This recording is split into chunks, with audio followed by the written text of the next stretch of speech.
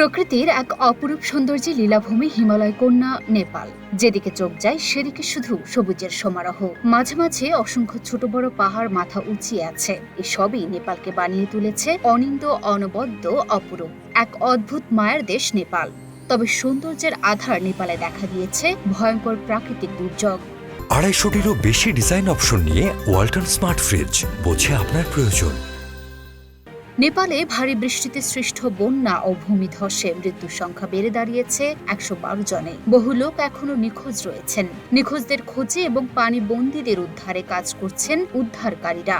হতাহতের সংখ্যা আরও বাড়তে পারে বলে ধারণা করা হচ্ছে। 1970 সালের পর নেপালে এটি সর্বোচ্চ বৃষ্টিপাত রেকর্ড।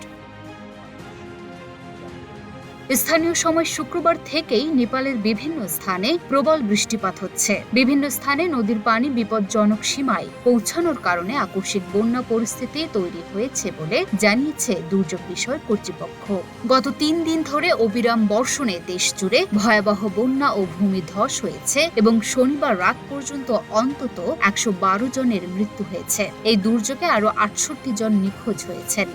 ভূমিধসের কারণে বিঘ্নিত হচ্ছে হাইওয়েতে যান চলাচল। বাতিল করা হয়েছে বেশ কিছু অভ্যন্তরীণ ফ্লাইট। অনেক পর্যটক আটকা পড়েছেন বলেও জানা গেছে। উদ্ধার কাজে সহায়তা দিতে মোতায়েন করা হয়েছে হাজার হাজার নিরাপত্তা বাহিনীর সদস্য।